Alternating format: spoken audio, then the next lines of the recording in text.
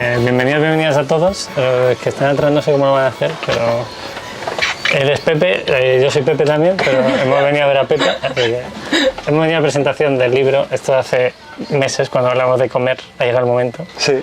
Y me ha invitado y me ha dicho, hazte maestro de ceremonias, pues aquí estoy. Tampoco tengo nada que contar, o sea, lo va a contar todo él, ¿vale? ¿Qué vamos a hacer? Tienes mucho que contar. Sí, pero hoy no. Hoy no es el día. Vamos a intentar bajar el estoicismo a tierra para que todos los que estemos aquí pues intentemos aprender un poco qué es el objetivo de vida y el objetivo de lo que Pepe ha creado. ¿Quieres decir algo de presentación? ¿O digo la temática? Bueno, quería dar las gracias por venir a todo el mundo, porque como dice Seneca es un tiempo que no vais a recuperar, así que espero que merezca la pena. Y luego por otro lado, pues esta mañana he hecho un ejercicio de visualización negativa y me he imaginado que iba a estar vacía. Así que me alegro mucho de ver que está llena y muy agradecido, de verdad. Muchas gracias por venir. Pues vamos a hablar de visualización negativa también, es uno de los puntos, así que esperemos que nadie se aburra ni nada por el estilo. ¿Cómo lo vamos a hacer? Sacamos un par de preguntas que parezca que no, pero tenemos preparadas, ¿vale? Luego una serie de frases que creemos que impactan bastante el libro, sobre todo de cara a que Pepe os explique un poquito cómo lo ha bajado a tierra, que es el objetivo, bajar el estoicismo a tierra, y luego podéis preguntar lo que queráis. Al final esto es más vuestro que de Pepe, incluso que mío, porque el libro, el objetivo es que lo cojáis y lo hagáis vuestro, ¿vale?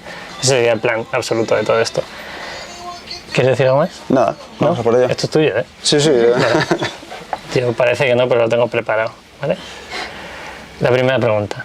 Si alguien quiere intervenir ya... Si alguien quiere preguntar algo, esto es micro abierto.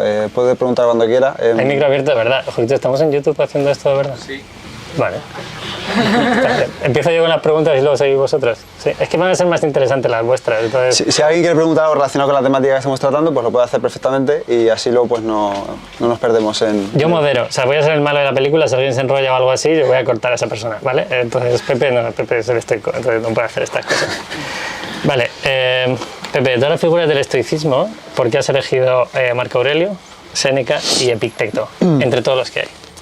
Bueno, es que tampoco hay tantos más. Me leí del libro.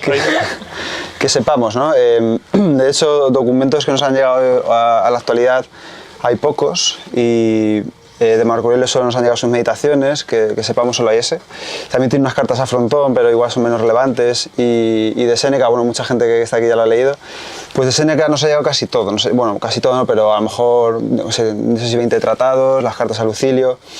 Y de Epicteto, bueno, también nos ha llegado lo que hay, ¿no? Que al final se han perdido muchos puntos por el camino, pero creo que representa bien diferentes cosas. Uno, que Epicteto fue esclavo, ¿no? Antes de ser filósofo, y creo que representa bien que el estoicismo se puede practicar en cualquier situación, incluso siendo esclavo, que es probablemente de las peores condiciones humanas que hay, ¿no?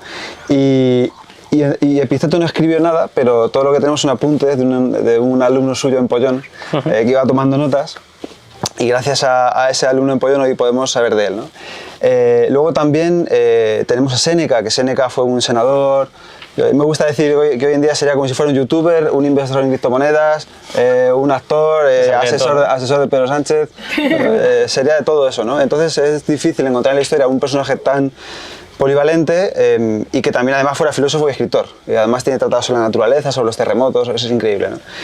Entonces es un estilo muy diferente porque no son apuntes tomados, sino son escritos y tragedias destinadas a ser publicadas. Entonces al final también uno puede poner en entredicho que si es destinado a ser publicado, cuánto hay de verdad en lo que él predicaba y cuánto hay de verdad en lo que él practicaba, ¿no? Y luego por último Marco Aurelio, pues al final es su diario privado. Entonces lo bueno de los estoicos es eso, ¿no? Que son muy variopintos. Tenemos a Marco Aurelio, que era emperador, pero tenemos un esclavo y luego tenemos otro entre medias, que era romano también, Musonio Rufo, que decía que una cueva era un buen lugar para vivir. Entonces, no es tanto a lo mejor como los budistas, que siempre imaginamos a monjes budistas en un monasterio, no hay tanto, pero son personajes muy variopintos. Entonces yo creo que presentar un poco de cada de ellos, aparte de porque es lo que más hay escrito, lo que más nos ha llegado, pues será lo más conveniente, ¿no? Y al final pues es una introducción a cada uno de ellos para que cuando cada uno de ellos pase de mí a leerlos a ellos, pues entienda un poco de qué va, quiénes eran, de qué va la película y por qué cada uno se expresa como lo hace. Hombre, y si no buscan ellos, tienes para 3 libros más, quiero decir, o sea, puedes... Tengo buenos cuantos. Bueno, eso ya hablamos luego, sí, de ese tema. Unos cuantos. Vale, todos los que estamos aquí buscamos trucos, activaciones, formas en las que podemos activar el estoicismo en el día a día. ¿Cómo nos puede ayudar? O sea, ¿qué podemos hacer? Sé que lo tratas en el libro, insisto, me lo he leído, o sea, esto es parte, estaba todo trabajado. ¿Cómo podemos activar el estoicismo y cómo podemos hacer que el estoicismo tenga un impacto positivo en nuestra vida? ¿Cómo se baja eso? Pues practicando. Me gusta mucho contar últimamente una historia. Es de Steven Pressfield, autor de La Guerra del Arte, que es un libro que recomiendo. Él siempre dice que cuenta una historia para diferenciar entre la teoría y la práctica, ¿no? Entonces él cuenta de una vez en los Juegos Olímpicos en Grecia, en la Grecia clásica, llega un hombre anciano a un estadio que estaba abarrotado, estaban siendo allí los Juegos Olímpicos, y está buscando asiento. Entonces ahí estaban divididos por ciudades, ¿no? Pasa por los tebanos y nadie se levanta. Luego pasa por los troyanos y nadie se levanta. Luego pasa por los atenienses y nadie se levanta. Entonces ya empieza a buscar un sitio y ve allá al final a los espartanos, ¿no? Y entonces cuando llega al sitio, todos los espartanos se levantan para dejarle su asiento, ¿no? Entonces llega un anciano y le dice al oído, mira, bueno, todos los griegos empiezan a aplaudir, todo el estadio, todos los que no le hayan dejado su sitio empiezan a aplaudir, y llega un anciano y le dice, mira, todos los griegos saben lo que está bien, pero solo los espartanos lo practican. Entonces, esto es exactamente lo mismo. Yo aquí te puedo contar todo lo que tú quieras, o todo lo que vosotros queráis, y estará muy bien y os gustará mucho. Y diréis, ¿qué razón llevan los estoicos, no? Pero al final, lo que marca la diferencia es la práctica. Entonces, al final, hay que tratar de, yo siempre digo, de crear una rutina estoica, ¿no? Y que poco a poco se vaya incorporando en la vida, en el día a día, ¿no? ¿Cómo hacemos eso? Pues a mí me gusta pensar, porque no lo dicen tampoco en ningún sitio, pero a raíz de lo que sacamos, ¿no? Que los estoicos dividían su día en 3 partes: preparación, acción y reflexión. La preparación la hacían por la mañana. Esto nos habla sobre todo Marco Aurelio en las meditaciones. Séneca sobre la ira dice que hay que prepararse para lo peor, para ese día, para lo malo que nos puede traer, ¿no? En mi caso esta mañana me he preparado pensando que aquí no iba a haber nadie. Y hay gente, bueno, entonces súper contento, ¿no? ¿Qué hubiera pasado si no había nadie? Pues yo estaba preparado. Prefería que hubiera gente a que no hubiera, obviamente, pero la vida sigue y yo me habría ido a casa o a cenar con vosotros y luego a casa y ya está, ¿no? Ese era el plan de hoy. Exactamente. Entonces, prepararte para el día, pero ¿cómo prepararte para el día? Pues sobre todo preparándote para las dificultades que creas que vas a tener, pues una reunión, un atasco, una conversación difícil, una cita en el médico, lo que sea, ¿no? Entonces te preparas y dices, vale, ¿qué está bajo mi control en esa situación y qué no estará bajo mi control en esa situación? Entonces cuando llegue la situación dices, vale, pues mira, imagínate una cita en el médico, ¿no? Te vas muy estresado a mitad de la mañana porque tienes mucho trabajo y al médico todos sabemos que uno sabe a la hora que entra pero no a la que sale. Entonces, si te preparas para eso dices, bueno, me puedo llevar algo para leer, me puedo llevar lo que sea, ¿no? En vez de que cuando llegues estás ahí, madre mía, siempre igual, siempre tardan mucho, toda la mañana perdida, con todo lo que tengo que hacer, bla, bla, bla, bla. Y eso ya te pone de mal humor para todo el día. Te preparas para eso, ¿no? Y al final dices, bueno, bajo mi control estaba preparándome para esto, yo sabía que podía estar esperando y me he traído un libro para leer. Entonces me da igual estar aquí 2 horas porque voy a estar leyendo, ¿no? Durante el día te repetías, ellos siempre dicen, Marco Aurelio dice que hay que tener los principios a mano igual que los médicos tienen sus herramientas. Entonces, igual que si tú eres un médico y vas a operar, tienes que tener las herramientas aquí, pues si tú eres un practicante estoico, tienes que tener cerca los principios o las frases o las máximas que te recuerden cómo actuar, ¿vale? Entonces, por ejemplo, una buena forma de hacerlo es con un fondo de pantalla en el móvil, que cada vez que lo desbloquees pues veas a Marco Aurelio ahí echándote la chapa. Otra forma puede ser pues, coger el Enquiridión de Epicteto, ¿no? El manual que decía antes de Epicteto. Al final es un libro de máximas, son 53 máximas, pero él recomendaba siempre a sus alumnos llevar enquiridiones. Y enquiridiones significa llevar en la mano. Entonces los enquiridiones son pequeños libros de máximas que los estudiantes de Epicteto llevaban y que se recordaban durante el día, las leían en voz alta, las repetían, para que cuando llegase el momento de actuar decía, vale, esto es lo que tengo que hacer, ¿no? Yo, por ejemplo, tengo a mi mujer, que esto le he dicho que no le iba a decir, pero lo voy a contar. Muchas veces ayuda a tener a alguien que te lo recuerde, ¿no? Entonces yo una de las cosas que hago es que como muy rápido. ¿Vale? Entonces, doy fe de ello. Da fe de ello, ¿verdad? Incluso aunque espere un minuto antes de comer, como muy rápido. Entonces, a veces cuando no tienes las frases a mano o no te acuerdas, puedes tener a alguien que te ayude. Entonces ella me dice, Epicteto. Y ya sé que cuando estoy comiendo y me dice Epicteto es que estoy devorando, ¿vale? Entonces eso es como baja. Entonces algo que te recuerde cómo quieres actuar, ¿no? Por ejemplo, si estás en la sala de espera y te estás poniendo nervioso, alguien que te diga, oye, esta mañana te has preparado para esto, tranquilízate, ¿vale? Y por la noche, la reflexión. El examen de conciencia que decía Séneca, de la ira lo dice, Marco Aurelio en las meditaciones, Epicteto dice, bueno, que hay que repasar las acciones del día. Bueno, miento, Marco Aurelio no lo dice en las meditaciones, que hay que repasar las acciones del día y ver qué hemos hecho bien, qué hemos hecho mal, por qué vicios nos hemos dejado llevar, qué hábitos hemos reforzado. Pero también dice algo muy importante, y es que si te has equivocado no te castigues, y si te has acertado, o sea, solo amonéstate, no te castigues, y si has acertado, pues date una palmadita en la espalda y di, oye, mira, muy bien, has dicho que ibas a comportarte con tranquilidad en el médico y te has comportado con tranquilidad en el médico, enhorabuena, ¿qué has hecho bien? Pues me propuse por la mañana llevarme el libro, me lo he llevado y gracias a eso he estado tranquilo. ¿Cuál sería el error? Pues me he levantado por la mañana, me he puesto a mirar Instagram porque no me apetecía hacer la hoja y cuando llega el médico estaba alteradísimo y me he puesto... Entonces es como, vale, ¿por qué me ha pasado eso? ¿Qué he hecho mal? Y ya revisas y con ese loop, que llaman en inglés, no sé cómo se dice, ese círculo, cuando lo haces a lo mejor 1 año, 2 años o 3 años, pues vas entendiendo varias cosas. Una, cómo sueles reaccionar y por qué, te vas entendiendo. Y 2, pues vas viendo que vas estando más tranquilo ante cosas que gente te ponía muy nervioso, vas cambiando tu conducta. Y de eso se trata, ¿no? Entonces, esas son más que unas prácticas concretas, una forma de estructurar el día y cada uno puede encajar ahí sus prácticas, ¿no? Puede meditar por la mañana o hacer la visualización negativa en un momento del día, pensar en la muerte. Pues eso lo podemos aplicar todos, no vamos a morir, así que tampoco pasa nada, no hay muchos problemas. ¿Alguien quiere preguntar algo? O sea, el objetivo ahora, yo os voy a decir frases que a mí me han impactado del libro y lo vamos a comentar, pero si preferís preguntar algo, de verdad que esto es para vosotros y para vosotras, más que nosotros vamos a cenar luego, entonces yo tengo tiempo para disfrutar de Pepe. Entonces, si alguien quiere preguntar algo sobre el libro, sobre Pepe, sobre cómo iniciarse en el estoicismo, puede ser el momento ahora o puede ser el momento dentro de 15 minutos. ¿Alguien quiere preguntar algo? La primera pregunta siempre es la más cabrona. Pero... Los estoicos hablan de la incomodidad voluntaria, ¿no? Entonces, yo sé que hablar delante de un grupo de gente que no conoces es incómodo, lo sé porque lo estoy sintiendo. Nada. Y si queréis, pues estamos aquí, o sea que... Yo te quería hacer una pregunta, pasa que no me he leído el libro y ¿Vale? todavía. No pasa nada. Y quería preguntarte por el título. ¿El título? Sí, ¿por qué siempre en pie? Sí. Pues fue un título muy peleado, porque a mí siempre me recomendaron escribir el libro con el título decidido. Porque dice, bueno, una vez decides el título, pues ya puedes escribir el libro, ¿no?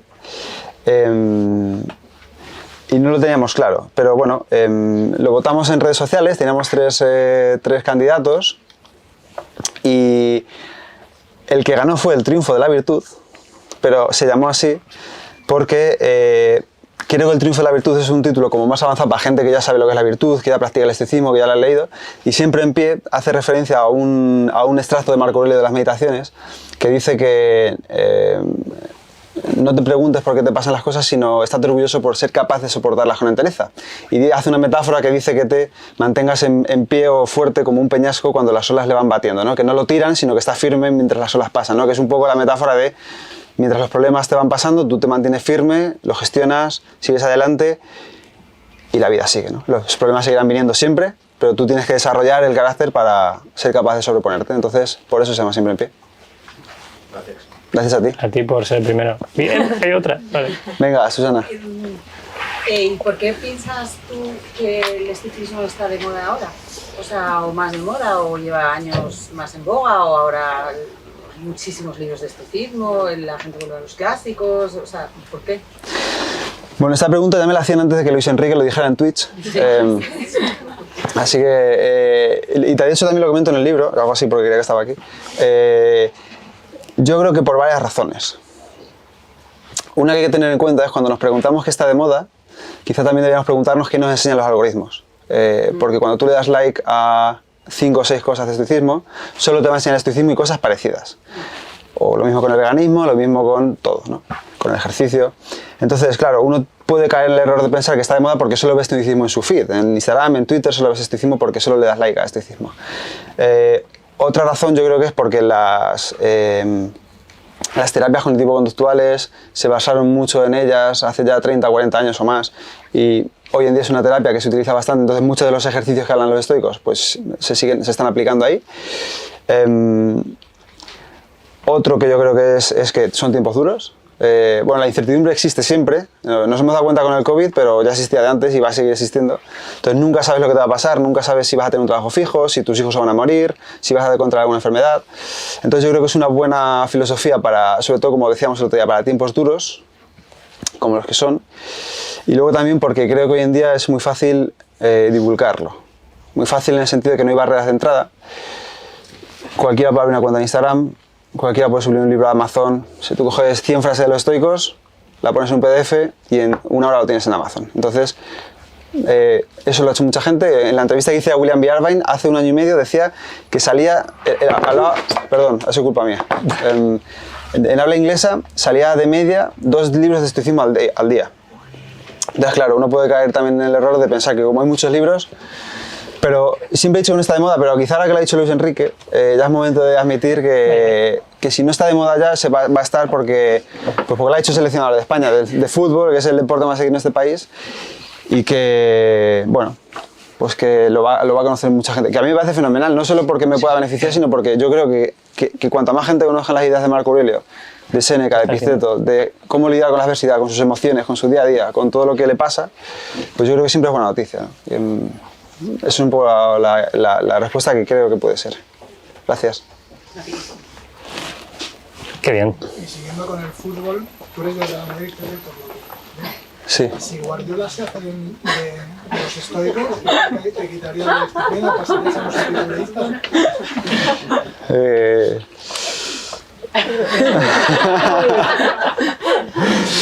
Es incomodidad voluntaria pura, tenía que hacer un chiste para me imagino que me pondría sus ruedas de prensa para soportarlo con estoicismo. No, quería relacionarlo con el fútbol, porque además yo siempre he creído que el deporte y el estoicismo van o pueden ir muy parejos. Me gustaría que nos dijeras en qué se puede aplicar el estoicismo, por ejemplo, al fútbol en este caso, o a cualquier deporte. Pues lo voy a explicar desde la práctica, desde el punto de vista de yo que lo he practicado muchos años y que también como espectador de televisión, ¿no? Como deportista de muchísimas maneras, ¿no? Al final partimos de la base siempre de lo que puedes controlar y lo que no puedes controlar. Entonces, por eso lo está aplicando Luis Enrique, por eso ganamos 7-0, bueno, luego quedamos 1-1, pero si te centras en lo que puedes controlar, si no te centras tanto en el resultado o en ganar la Copa del Mundo, ¿vale? Puede ser un objetivo que es loable, pero no depende de ti, porque hay muchos más equipos, porque se te pueden lesionar jugadores clave, por 1000 cosas, ¿no? Entonces, tú te tienes que centrar en tu práctica, en el día a día, en cómo entrenas, cómo comes, cómo descansas, crear un buen ambiente de equipo, ¿no? Un montón de cosas. Entonces, te centras en lo que puedes controlar y vas cada partido con la intención de dar lo máximo de ti y ya está. No puedes hacer mucho más. Si haces eso, hay un entrenador de fútbol americano que dice: el marcador take care, ¿cómo se dice? Toma cuidado, cuida de sí mismo. Y es porque si yo me centro en lo que tengo que hacer, los goles vendrán o no vendrán, pero si yo me estoy fijando en el marcador y no me centro en lo que tengo que hacer en el día a día, pues seguramente no llegue muy lejos, ¿no? Si siempre me estoy pensando en el marcador. Y eso se aplica también al trabajo, a las relaciones y a todo, ¿no? Desde el punto de vista de espectador, Séneca habla en una de las últimas cartas que subí al podcast, creo que era la 7ª o la 8ª, no lo recuerdo, la 7ª, hablaba de no dejarse llevar por las pasiones y de que sobre todo si vas a espectáculos y te juntas con cuanta más gente peor, más fácil es que te dejes imbuir por sus vicios. En este sentido, todos sabemos de peleas que ha habido en los campos de fútbol, donde han matado a gente, donde los han tirado en el río, los han metido navajazos. O sea, yo creo que un estoico no lo aprobaría, en el sentido de el fútbol genera muchas pasiones, y nunca mejor dicho, y al final tú como espectador no puedes hacer absolutamente nada por el resultado. Ya vamos un paso más atrás todavía. Como deportista todavía puedes influir porque al final tú estás jugando, pero como espectador no puedes hacer absolutamente nada. Entonces, un tipo que lo está viendo en casa, y yo tengo amigos que les ha pasado esto, ha perdido su equipo, han puesto el grito en el cielo, si habíamos quedado luego cancelan la cita y no los ves en 2 días. Y es como, bueno, a ver, es un partido de fútbol. Entonces ahí Marco Aurelio te dirá, a la vista de pájaro, sitúa este partido de fútbol en la importancia que tiene con el paso del tiempo y de los años, y seguramente nadie se acuerde de él en 20 años, ¿no? Y yo creo que como se aplica es así, no verlo con esa intención de disfrutarlo, pero no dejándote llevar por el resultado ni simplemente disfrutarlo, ¿no? Si pierde, tienes un buen trabajo de amor fati, de aceptar que tu equipo ha perdido y que la vida sigue y que tú mañana tienes que seguir con tu vida. Y si gana, pues lo celebras con moderación, que dirían los estoicos. Porque imagínate, yo que sé, que lo celebras y te vas de copas, te irías a chupitos, empiezas a pelearte con gente, pues tampoco es una forma muy estoica de celebrarlo, ¿no? Ni creo que sea muy adecuada. Así que eso es un poco la idea como yo lo entiendo. Otro Pepe por ahí, por si no... ¿Qué Pepe es ahí? ¿Más preguntas? ¿Queréis saber algo más? Yo tengo un par de frases que a mí me han parecido muy importantes, o sea que... Venga. Las digo yo. Juito, ¿tú quieres decir algo? ¿Se ve todo bien? Se ve todo perfecto. ¿En YouTube también? Yo, desde el punto de vista estoico, estoy intentando controlar lo que puedo controlar. Perfectamente. Julito, Que Pepe dé un golpe en la mesa y se caiga. pero ahí se ve, ¿se está bien? Ahí se Sí. está bien. Vale, voy a decir frases del libro. Lo bueno es que a mí me han impactado estas frases, a vosotros y a vosotras impactarán otras. Entonces, aprovechad el libro, pintadlo, reventadlo y luego se lo dais a alguien. Esto es algo que hacemos los tres muchas veces, con Julito también. Reventamos los libros, los subrayamos y luego se los regalamos a alguien. Y es muy curioso porque ves cómo la otra persona subraya otra cosa, ¿vale? Entonces, os animo a que compréis varios libros para poder regalarlo. Ese sería el punto. Pero es muy divertido el ejercicio. Yo os digo cuál es el subrayado después de ceder el libro, o sea, antes de ceder el libro. El que tiene mucho desea más, lo cual demuestra que nunca tiene bastante. Pero el que tiene bastante ha conseguido algo que el rico nunca conseguirá jamás. Bájame esa frase al mundo estoico y real, por favor. Pues esa frase es de Séneca y seguramente hablaba... sabía de lo que hablaba, yo creo, ¿no? Porque al final era multimillonario, era de las personas más ricas de la época, pero también era estoico, o intentaba practicar el estoicismo. Entonces al final son como dos cosas muy opuestas, ¿no? De alguna manera. Entonces yo creo que Séneca en varios momentos de su vida se debió haber pillado deseando más y deseando más y deseando más, ¿no? E incluso seguramente actuaría así muchas veces sin darse cuenta. De hecho, él en sus cartas dice que ha conocido el camino recto al final de su vida. Es decir, que le ha costado llegar a interiorizarlo, ¿no? En el mundo real existe una cosa que los psicólogos modernos llaman adaptación hedónica. En inglés se llama la cinta de correr hedónica. Porque tú estás corriendo, pero siempre estás en el mismo sitio, nunca avanzas. Y habla un poco de la idea de que nos adaptamos al placer. Habla de la idea de que tú estás en cualquiera de los que estemos aquí en nuestra situación de nuestra vida y deseamos algo que pensamos que nos va a hacer más felices, ¿no? Yo en mi caso pues he sacado 2 libros, 10 libros, lo que sea, ¿no? Y digo, bueno, pues hasta que no haga eso, entonces ya no voy a estar bien. Eso pasa con un coche, pasa con un trabajo, con una pareja, con un montón de cosas. ¿Qué pasa? Que tú piensas que eso te va a hacer muy feliz, ¿no? Tienes un coche, un coche sencillo, no quería decir marcas, iba a decir una que todos conocemos ya, un Tubao, y quieres uno que tu vecino tiene, que tiene 5 puertas, abren solas y no sé qué, ¿no? Porque si no lo tienes es como que tú eres menos. Entonces estás peleando, estás ahorrando tal, y cuando tienes el coche del vecino, pues lo disfrutas un montón, ¿no? Porque al principio te subes en un coche nuevo, lo disfrutas con la pantalla, tal, no sé qué. Cuando pasan 5 o 6 años y ya sale 20 modelos nuevos, ya quieres el nuevo, ¿no? Porque ya, con lo mismo con el iPhone, ¿no? El iPhone nuevo, que ya el anterior, las fotos... Entonces estás postergando de alguna manera tu felicidad hasta que consigas eso. Y cuando la consigues, adaptación hedónica, te adaptas al placer que te da y vuelves a caer en lo mismo. Estás en el mismo punto, pero quizá más viejo, con menos pelo, seguramente, yo seguro, con más canas o en otra etapa de tu vida. Entonces al final Séneca dice, no estés siempre buscando más, porque si no eres capaz de contentarte con esto, nunca vas a ser capaz de contentarte con nada. Naval Ravikant, que nos gusta mucho, tiene una frase que dice que si no eres capaz de disfrutar un café, no vas a ser capaz de disfrutar un Ferrari. Porque si no eres capaz de disfrutar algo tan sencillo como esto, el Ferrari, pues a lo mejor lo disfrutas un poco, pero se te pasará porque tendrás preocupaciones mucho más grandes, que como que no se raye, como que no te lo roben, como que el seguro se ocupe de todo. Entonces al final es un poco eso. Y también va por la idea de que, o sea, el ejercicio sería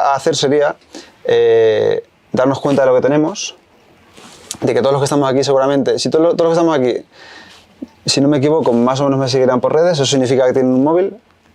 Si tienen un móvil significa que tienen una casa o que tienen para comer día a día.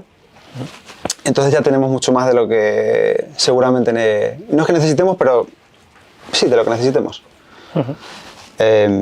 Entonces, un buen ejercicio que los estoicos proponían y que explico en el libro, William Bierbain en El arte de la buena vida lo llama visualización negativa, yo lo llamo imaginación negativa, porque no me gusta la palabra visualizar. Entonces al final es la idea de que aquello a lo que no le das valor porque quieres algo mejor, es decir, un coche, cierras los ojos y te imaginas que lo pierdes o que te lo han robado, ¿vale? Tú lo das por hecho, como tu pareja, como tu trabajo, como lo que sea, y al día siguiente a lo mejor cierras los ojos, te imaginas que sales a la calle, bajas al portal, abres y no está, ¿vale? Una faena, ¿no? Porque claro, te lleva a trabajar, llegas tarde, tienes una reunión importante, ahora no tienes el coche, tienes que poner una denuncia, tienes que hacer con el seguro, o comprarte otro, es un rollo, ¿no? Y ese coche al que no le daba importancia, ahora sí la tiene. ¿Vale? Es esta idea de que todos valoramos más, no valoramos lo que tenemos hasta que lo perdemos, es ese ejercicio. Entonces la idea es entrenarte en imaginar que pierdes aquello, a lo que tú no le das importancia porque quieres algo mejor. Un ejercicio muy heavy de esto, decía Epicteto, cada noche al besar a tu hijo recuerda que es un mortal, ¿vale? Pues tú tienes un hijo y lo quieres y tal, y no se va a morir nunca, ¿no? Porque es tu hijo. Cierra los ojos, imagínate que al día siguiente vas a levantarte y le das un beso y está muerto. ¿Vale? Dice William Biaven en su libro, que lo cito porque es maravilloso, El arte de la buena vida, por si alguien lo quiere leer, dice, ¿qué padre crees que será mejor padre? Aquel que da tan por hecho a sus hijos que cuando está desayunando con ellos está viendo Instagram, leyendo el periódico, mirando la bolsa aquí, o aquel que imagina que se va a morir y está pendiente de él, trata de desayunar estando presente, preguntándole, haciendo los deberes, ¿qué padre crees que va a ser mejor, no? Yo creo que la respuesta es unánime. Entonces, al final, eso se aplica a todo. Es un ejercicio desagradable, pero también es gratis.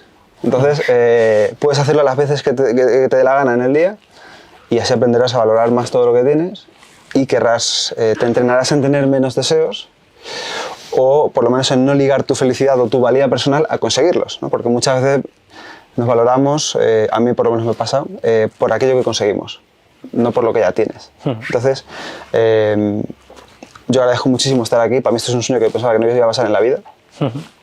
Y podría estar pensando que a ver si acaba, me voy a escribir un libro y el año que viene tengo otra, o dentro de 2 años tengo otra, o valorar que esté todo este mundo prestando atención, que emplea parte de su tiempo, de su vida, que decía, no vais a recuperar nunca, yo tampoco, en venir aquí a escucharme.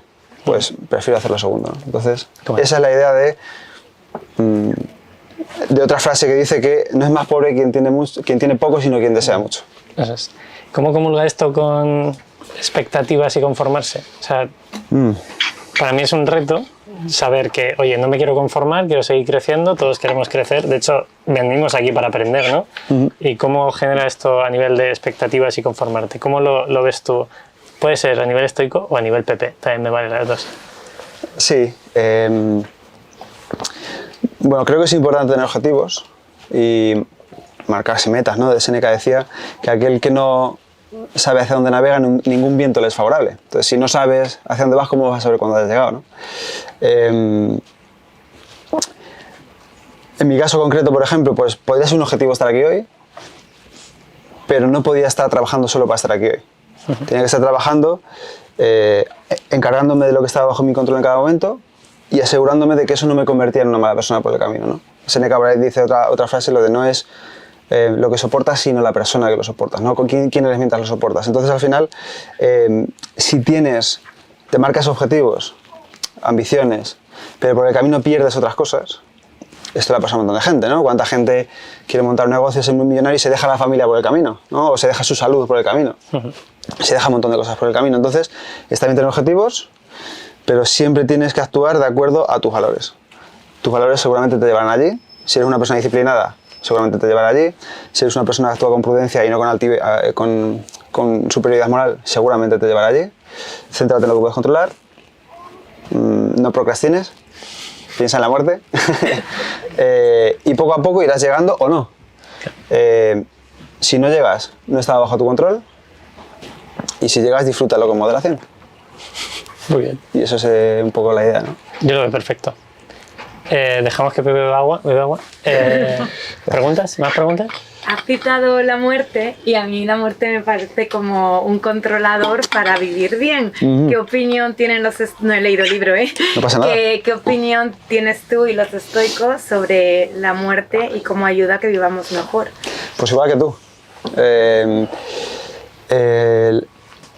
Diferentes estoicos hablaban de diferentes maneras, todos tenían la misma conclusión, todos nos vamos a morir, tanto te guste como si no te gusta, tanto si quieres pensar en ella como si no, tanto si eres cristiana como musulmán como lo que sea.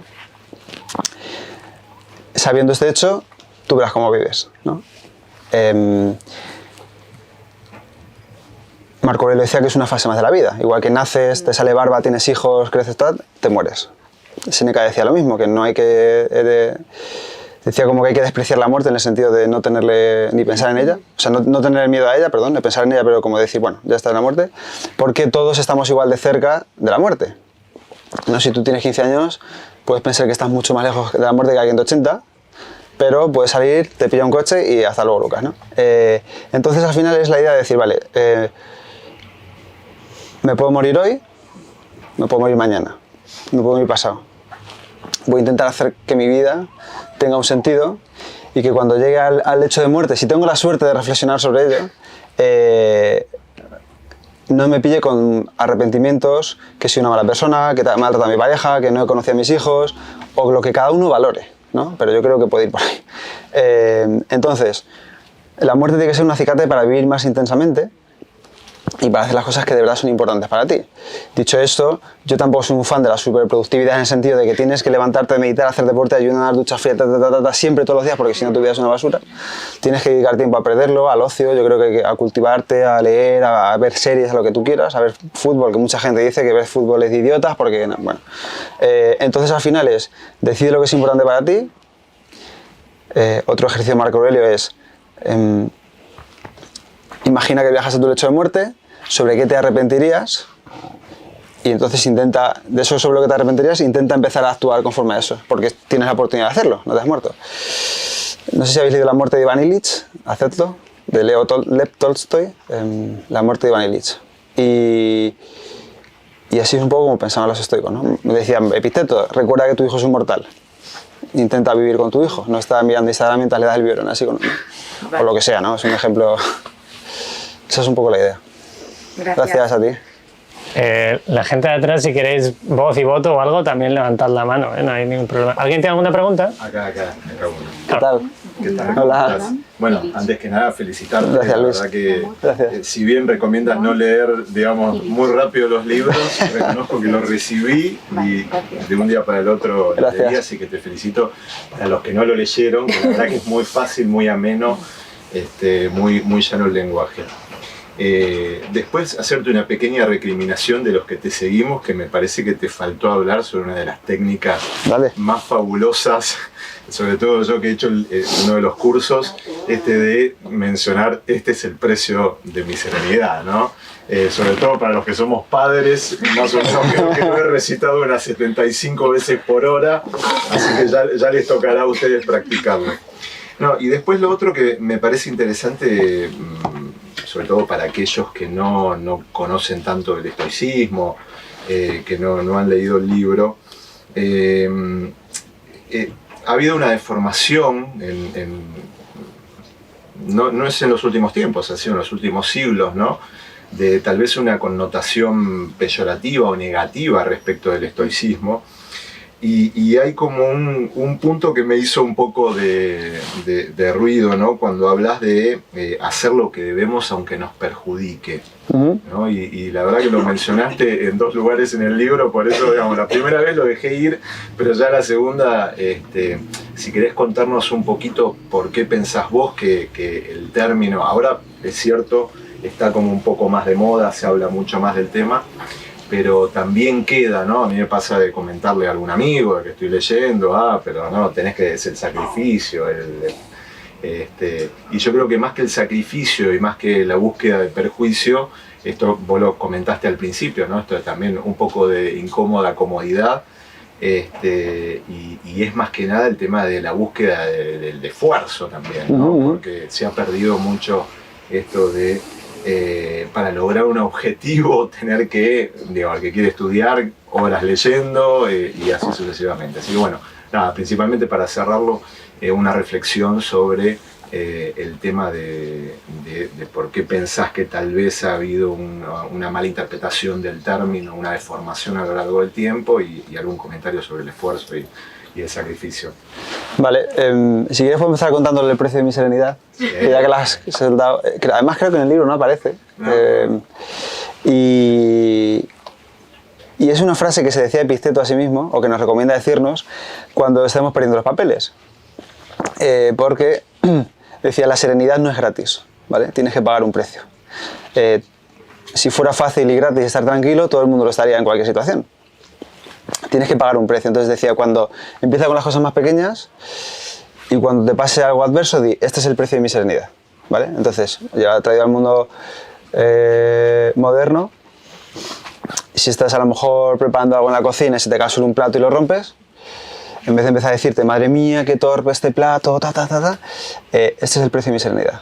Dilo en voz alta, ¿vale? Al principio sobre todo porque, si no, este es el precio de mi serenidad y dices, pues no pasa nada, ¿no? Se me ha caído el plato, lo recojo y ya está. Si tienes hijos, a partir de marzo hablamos, si todo va bien, tienes que decir este es el precio de mi serenidad porque al final, si hay algo que se escapa de tu control son los hijos, ¿no? Entonces, tú puedes hacer muchas cosas, pero al final pues o lloran o no, o mil cosas más que me imagino que deben pasar y al final dices, vale, este es el precio de mi serenidad, voy a intentar calmarme, voy a intentar actuar con serenidad, con templanza, y hacer lo que tengas que hacer, ¿no? Eso es el diálogo interior. Decía Pierre Hadot, escritor de otro librazo, La ciudad interior, dice, joder, Tati, te vas ahí... Sí, luego no lo leeré, pero... decía que el estoicismo es el arte de dominar el discurso interior. Entonces, el trabajo que debemos hacer es dominar el discurso interior y este es el precio de mi serenidad, es una de las mejores frases que conozco para ello, ¿no? En cuanto al tema del... si es lo correcto aunque me perjudique, lo hago es en base a la virtud estoica de la justicia, que también se traduce como bondad, como justicia moral o justicia ética, más allá del término legal de hacer justicia, ¿no? Y al final se trata de algo que, como tú también me has dicho muchas veces, relacionamos el estoicismo con el esfuerzo, la privación, no sé qué, sin emociones, pero los estoicos también hablaban de hacer bien social, de ayudar a los demás, de pensar en los demás antes de actuar, de pensar en la colmena, aunque, ¿no? Lo que no beneficia a la colmena no beneficia a la abeja. Y entonces al final esto se va a aplicar de muchas maneras en el día a día, pues yo que sé, haciendo aportaciones económicas a gente que ayuda a los demás, asociaciones, un montón de cosas, colaborando con tu tiempo. A mí me gusta también decir que pagando impuestos, ¿no? O a lo mejor no solicitando ayudas que no necesitas y que a lo mejor se quedan otras personas que sí las necesitan porque tú las pediste, ¿no? Entonces, vivimos en una sociedad, yo creo, y entre los que me incluyo, yo soy parte de esta sociedad y me equivoco muchísimo, que piensa mucho en sí misma, en su bienestar, en estar bien, en su tranquilidad y muy poco en los demás, ¿no? Y es cierto que yo creo que no puedes ayudar a los demás hasta que tú no estás bien tú mismo, pero a veces sí, un poquito, ¿no? Entonces al final, pues cada uno yo creo que deberíamos tener esa parcela, ¿no? Cuando hacemos la típica imagen esta de los círculos de tu vida, ¿no? La familia, la salud, no sé qué, nunca metemos los demás, ¿no? O la sociedad. Entonces deberíamos meterla y decir, oye, ¿qué hago yo por la sociedad? ¿Vale? Y yo creo que eso es, aunque te perjudique económicamente, con tiempo o de alguna otra manera, pues deberías hacerlo un poco cada día, ¿no? Y luego en cuanto al esfuerzo, totalmente. Musonio Rufo tiene un libro que se llama Disertaciones. Ya no te digo más. Es que ya me da miedo. Ya no te digo más libros. Unas disertaciones en la que habla mucho del valor del esfuerzo, ¿no? Y de que las cosas cuestan esfuerzo, de que nada es regalado y de que debe ser una cualidad tuya si quieres. Él no dice conseguir cosas en la vida, dice convertirte en un hombre bueno, que podría ser pues, el sabio estoico, el virtuoso o el filósofo estoico, ¿no? Entonces, lleva esfuerzo pensar en lo que puedes perder, lleva esfuerzo sentarte a lo mejor a meditar e intentar entender cómo funciona tu cabeza, lleva esfuerzo ayudar a los demás, lleva esfuerzo pues estar aquí hoy, aquí me ha costado, llevo trabajando 3 años como un bestia para poder estar aquí. Y por eso los estoicos hablan de la disciplina, del autocontrol, lleva esfuerzo no dejarte llevar por las impresiones y ponerte a comer todo lo que te apetezca, lleva esfuerzo. Los valores llevan esfuerzo, ¿no? Y aquí rescato una frase vuestra que me gusta mucho. ¿Sí? Sí, que dices tú que si los valores no te cuestan... Dinero, son solo ideas. Eso es, si los valores no te cuestan dinero, son solo ideas. Entonces los valores tienen que costarte, porque si no, no son valores, son ideas. Me gustaría ser así, pero no hago nada por ser así. Pero este es mi valor, ¿no? Si a la gente le preguntas, ¿cuáles son tus valores? Pues muchos dirán, yo qué sé, lealtad, honestidad, disciplina, amor, pero luego hay que ver si uno se comporta así de verdad en la vida, ¿no? Yo creo que el esfuerzo también ayuda a ello, ¿no? Y creo que eso es un poco todo, ¿no? No sé si he respondido, si me he dejado algo, o me he ido por las ramas. Gracias. ¿Más preguntas? Sí, lo peyorativo, la deformación del término estoicismo en los últimos siglos, diría, ¿no? Sí. Y que lamentablemente llegó hasta nuestros días, ¿no? Yo creo que es porque cuando uno dice aguantar estoicamente, que es igual, pasa igual con el cinismo, ¿no? Una persona cínica hoy en día es una persona que como que insulta a los demás sin insultarles o siempre hace de todo un... Y los filósofos cínicos no eran así, para nada, ¿no? Bueno, tenían su punto, pero no es exactamente ese término. O el término epicúreo para alguien que se da por el placer o que se... ¿no? Y no tiene nada que ver con eso. Igual que el término estoico tampoco tiene que ver con eso, ¿no? Cuando tú dices, ay, este es muy estoico, puedes pensar en alguien que no tiene emociones, o en alguien que es imposible no tener emociones, o sea, es imposible. Es alguien que es una roca, es alguien que no sabe disfrutar de las cosas, es alguien que solo piensa en sí mismo, se ha hecho muy individualista, estoy de acuerdo en eso. Entonces yo creo que conviene leer a los estoicos, porque leer este libro está muy bien, cualquiera de estoicismo, me refiero a autores modernos, ¿no? Y está bien, pero hay que irse a los verdaderos estoicos para ver que muchos de sus términos incluyen el amor, incluyen la alegría, incluyen la amistad. Y eso son las eupaceia, que le llamaban ellos, las emociones buenas, cultivarlas, ¿no? La alegría por hacer las cosas. Me gusta mucho, por ejemplo, una conferencia que empieza Massimo Pigliucci, un autor italiano, empieza dando una charla en una universidad, algo así. Sale con una botella de vino y se echa una copa, ¿no? Y se la bebe. Dice, mira, los estoicos podemos beber vino, no pasa nada. Lo que no voy a hacer es beberme esta botella, pero por una copa no pasa nada, ¿no? Entonces al final uno piensa que el estoicismo es llevar las cosas al extremo, nunca te puedes equivocar, nunca puedes mostrar miedo, nunca puedes llorar, nunca puedes mostrarte vulnerable, nunca puedes equivocarte, tienes que ser estoico, ¿no? O nunca te puedes dejar llevar por las emociones. Entonces, ni los propios estoicos eran así. De hecho, ellos siempre dicen que el estoico es un ideal, es algo que no se alcanza. Es como, por ejemplo, si yo de pequeño quiero ser Cristiano Ronaldo, pues yo puedo entrenar mucho, pero a lo mejor llego a ser, o a lo mejor no, pero si intento ser como Cristiano Ronaldo, un ejemplo absurdo, como soy del Real Madrid, como decía Pepe, pues al final te parecerás a Cristiano Ronaldo. Si intentas ser como el sabio estoico, o como tu yo ideal, pues, y haces acciones que te llevan ahí, pues al final te acercarás. Entonces, ahora sí que me dio un poco el tema, pero lo que quería decir es que los estoicos también hablaban de emociones buenas, de ser compasivo, de no hacer juicios, que ahora hablaremos de eso, de no emitir juicios de valor, de no criticar a los demás porque a lo mejor tienen intenciones que no conocemos.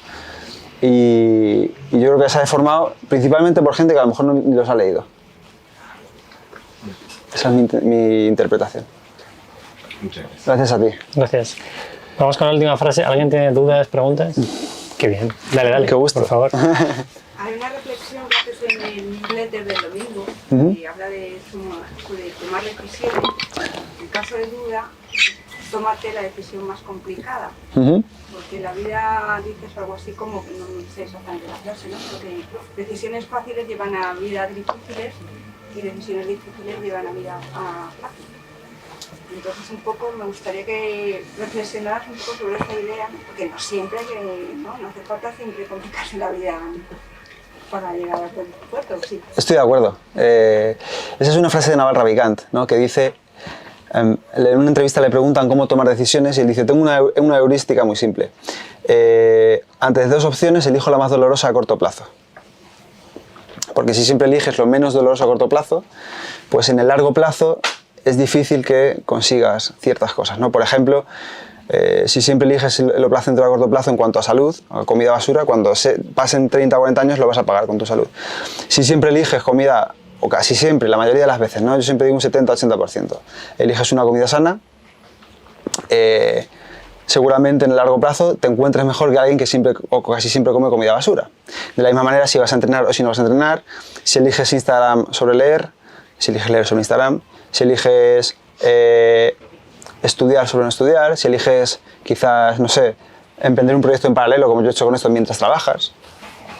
Entonces, la frase de heurística simple, siempre elijo la difícil a corto plazo, se corresponde con esta de Jerzy Gregores, que es un entrenador polaco que dice decisiones difíciles, vida fácil, decisiones fáciles, vida difícil, y se corresponde con lo mismo, ¿no? Entonces, a mí, por ejemplo, hoy estar aquí, cualquiera como interprete eso como lo interprete, me ha llevado un montón de decisiones difíciles, que es madrugar, a veces no dormir, trabajar mientras saco esto, trabajar más horas de las que debería seguramente, un montón de cosas.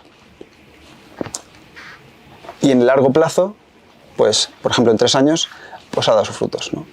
No sé si va a seguir haciéndolo o no, voy a centrarme en lo que está bajo mi control. Con la salud igual, ¿no? En la salud, si tú la mayoría de las veces comes bien, yo siempre digo, en la semana hay 24 comidas, más o menos, ¿no? No, perdón, 21, 7 por 3, 21. Si comes bien 16, 17, 50 años, pues seguramente tengas mejor salud que alguien que come 3 o 4 a la semana, ¿no? Si hay 5 o 6 entrenamientos a la semana y haces 4 durante 20 años, pues seguramente en el largo plazo pague. Esto hay una pregunta de un chico aquí en España, no sé cómo se llama ahora mismo, ay, lo siento, que dice que ante cada decisión, pregúntate, ¿esto compone o no compone? ¿No?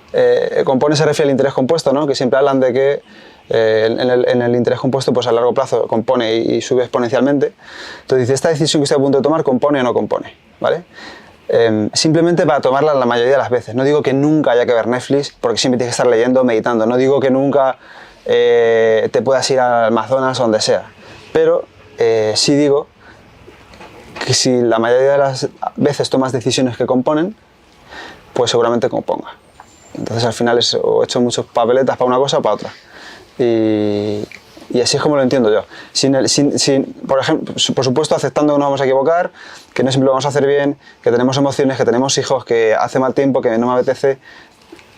Es trabajar esa disciplina para que en el largo plazo componga, haciendo pequeñas cosas a diario.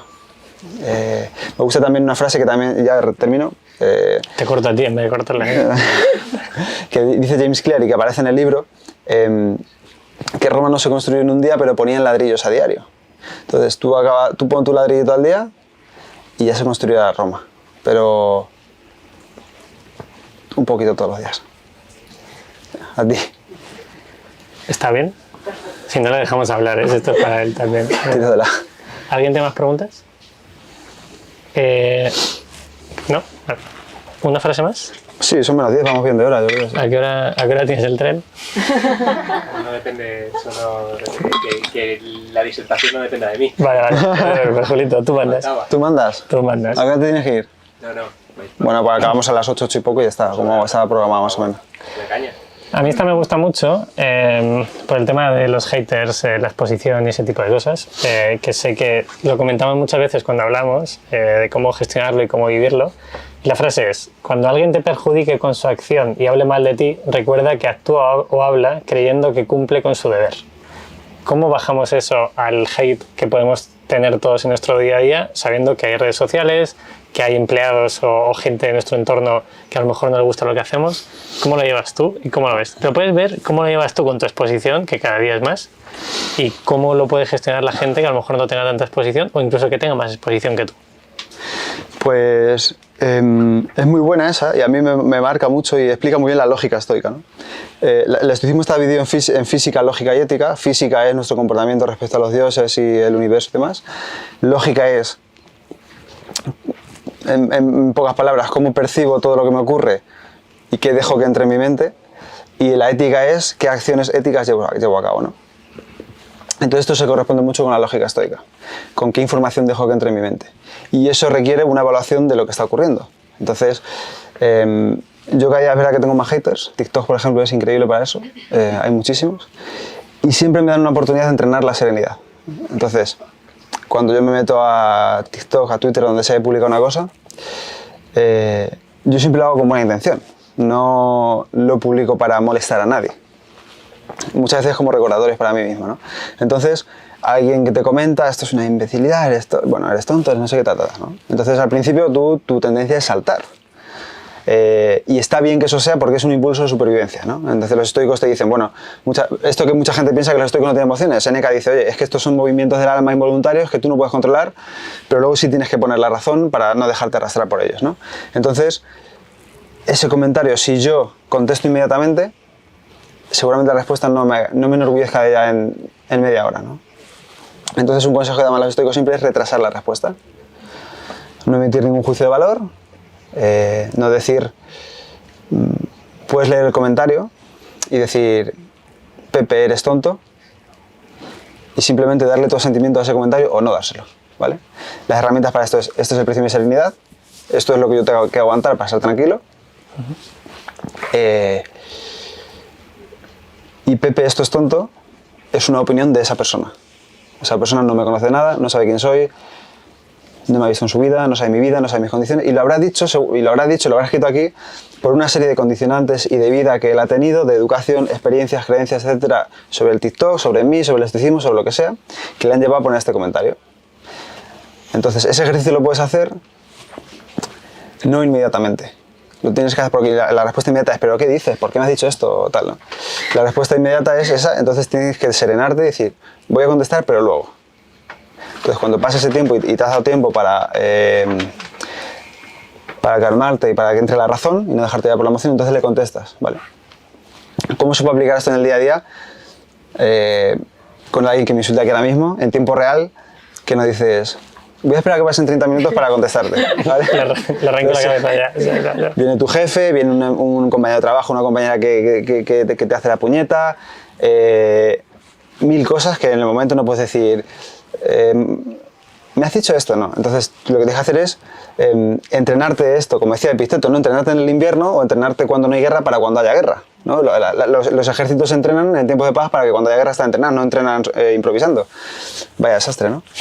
Entonces al final se entrena en tiempos de paz para en tiempos de guerra. Dice Séneca que aquel soldado que nunca ha sido magullado, mal le va a ir, ¿no?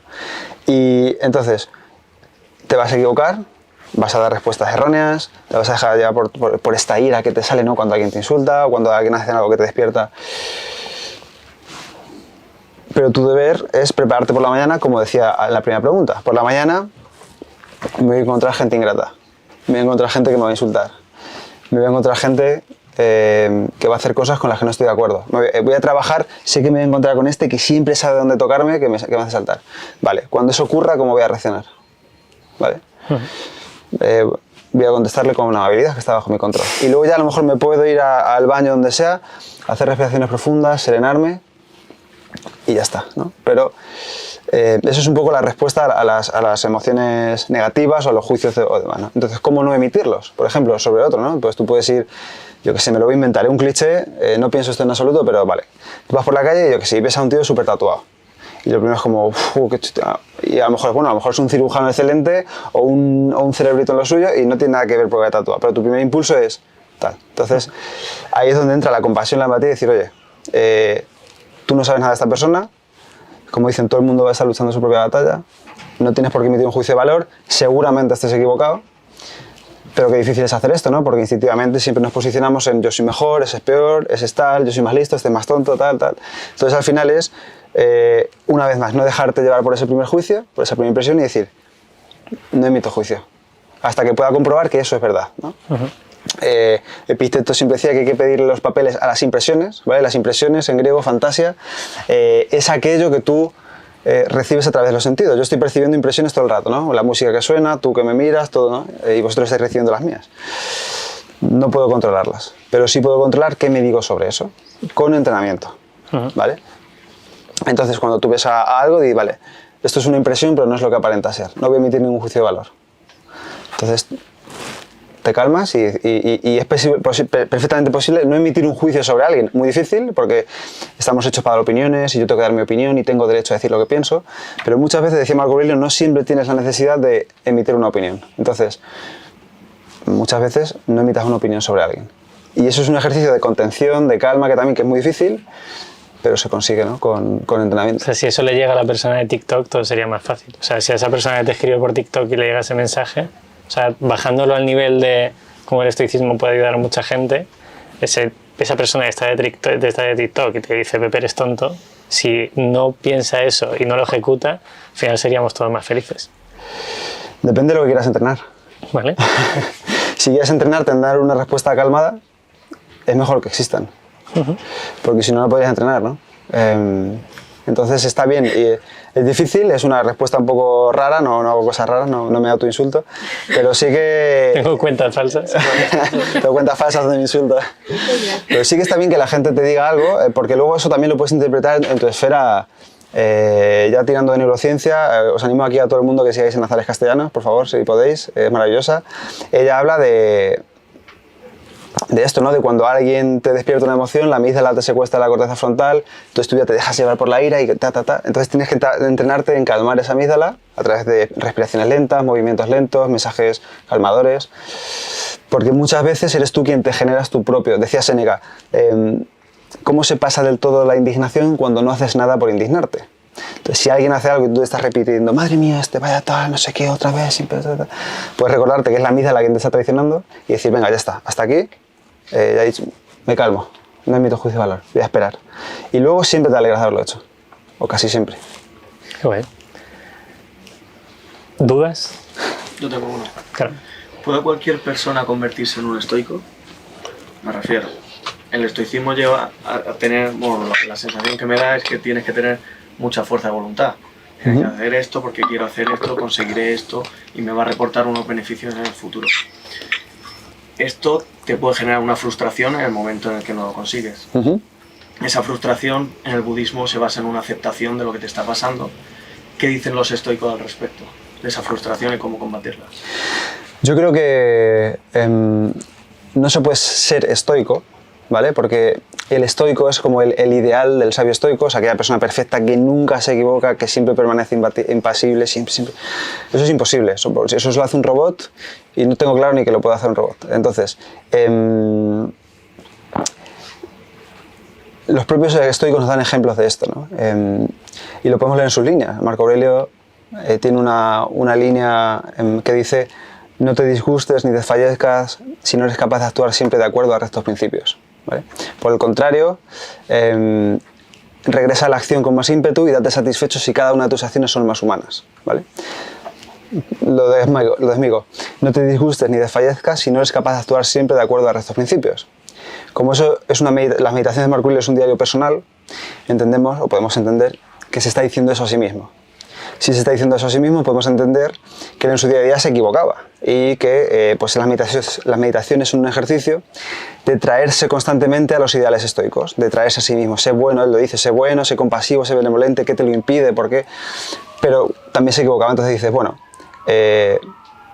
no dice en ningún lado acéptalo, pero yo creo que sí hay que aceptarlo, pero dice, renueva la siguiente acción, o sea, emprende la siguiente acción con renovado ímpetu, es decir, renovado ímpetu, vuelve a intentarlo la próxima vez y confórmate si cada día que pasa tus acciones son un poco más humanas, si cada día vas progresando, ¿vale?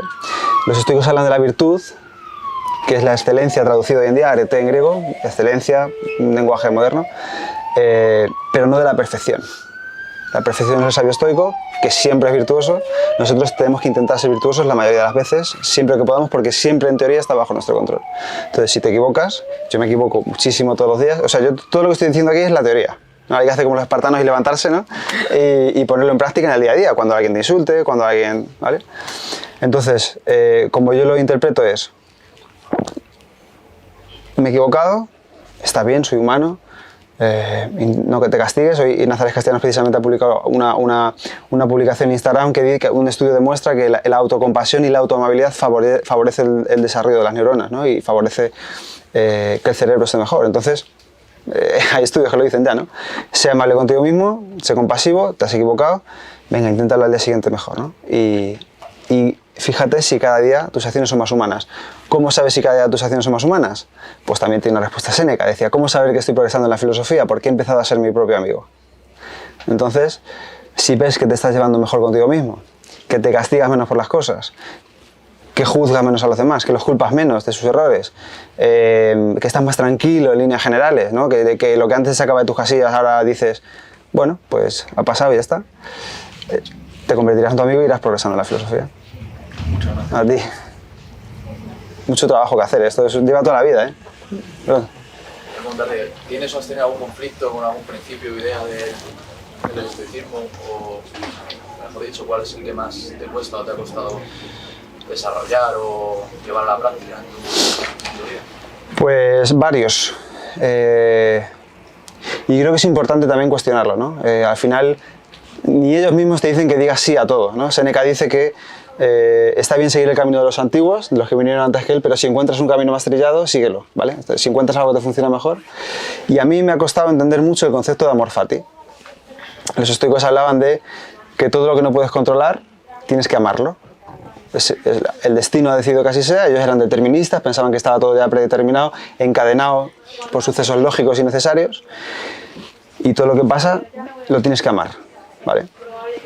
Si una hija tuya se muere, lo tienes que amar, porque el logo se ha querido que así fuera, ¿no? Es necesario para que seguir existiendo, y te ha pasado a ti, entonces no puedes no amarlo, porque es lo mejor que puede pasar. Entonces, eso yo no lo entiendo, ¿no? Y yo no lo concebía hasta que Massimo Pigliucci me lo dijo en una entrevista que le hice, ¿no? El concepto del amor fati. Entonces, ese principio, pues, yo lo cambiaría por aceptar fati, si se puede, ¿no? Que es lo que decíamos antes, ¿no? Todo lo que pasa en el exterior lo puedes aceptar, con mucho trabajo muchas veces. Intenta cambiar lo que puedas cambiar, y lo que no puedas cambiar, acéptalo. Pero tampoco se trata de amarlo, ¿no? Si un hijo se te muere hoy en día, que se mueren muchos hijos, pues yo creo que es una tragedia, y no significa que si una máquina no puedas llorar y lo tengas que amar y decir qué bien, que se ha muerto mi hijo, qué contento estoy, pero tienes que a lo mejor con trabajo psicológico, tiempo, paciencia, amor hacia uno mismo, tal, ir aceptándolo poco a poco y ya está. Pero yo muchas veces, sin llevarlo tanto a lo dramático de la muerte de un hijo, las cosas que pasan sí que son buenas, o sí que pueden traer una mejora, porque por ejemplo, yo siempre digo que a mí hace 4 años me despidieron de una empresa y en ese momento no entendía nada y no me gustó. Vi un partido del Mundial, que estaba jugando el Mundial de Rusia en ese momento, me tomé una cerveza y al día siguiente me puse a echar currículums, lo acepté, hice lo que podía controlar y cambiar, al mes y pico estaba trabajando, pero ya me dio la impresión de que tenía que hacer algo más, entonces empecé este proyecto gracias a eso. Entonces, si nunca me hubieran despedido, a lo mejor hoy no estaríamos aquí. ¿Fue bueno? Pues con el tiempo ahora me parece que sí, menos mal que me pasó.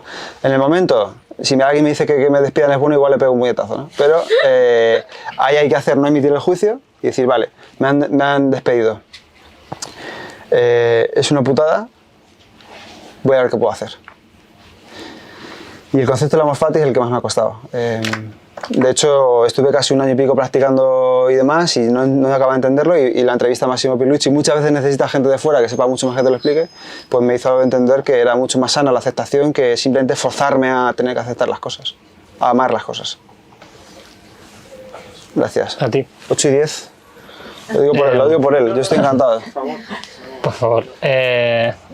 ¿Cómo vais? ¿Queréis ir La dinámica ahora, una pregunta más. ¿Alguien tiene algo más? La dinámica luego va a ser que haya libros aquí y vas a firmar. ¿Sí? Sí. ¿Dónde están los libros? Muy buena pregunta. Hay que traerlos, ya que se van en... ¿Tú qué tienes? En uno que tengo 2 comprados. Vale. O sea, que cada uno tiene que traer el suyo.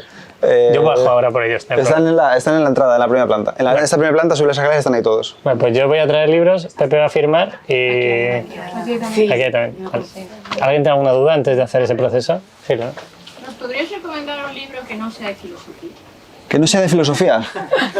¿De algo en concreto o...? No, como si lees de otras disciplinas o Sí. novela o... Puedo recomendar varios. Puedo recomendar todos los de Trajano, todos los de Santiago Posteguillo, novela histórica muy buena, todos los de Nazaret Castellanos, el espejo del cerebro, neurociencia del cuerpo, la muerte de Ivan Illich, que esté leyendo ahora mismo, que se me viene la filosofía a la mente. Irene Vallejo, bueno, Irene Vallejo, El futuro recordado, El infinito en un junco, y creo que ya está, porque sé que se me ocurren todos de filosofía. Pero bueno, con los de Trajano, con los de Santiago Posteguillo, tiene lectura ya para 1 año y pico, 2 años, porque son todos de 1000 páginas, o sea que... Gracias. A ti. ¿Algo más? ¿Alguien quiere algo más? ¿No? Pues yo qué sé, es que me parece ridículo tener que hacer una cola ahí, pero hacemos una cosa ahí. Julito, te tienes que quitar. En medio ya.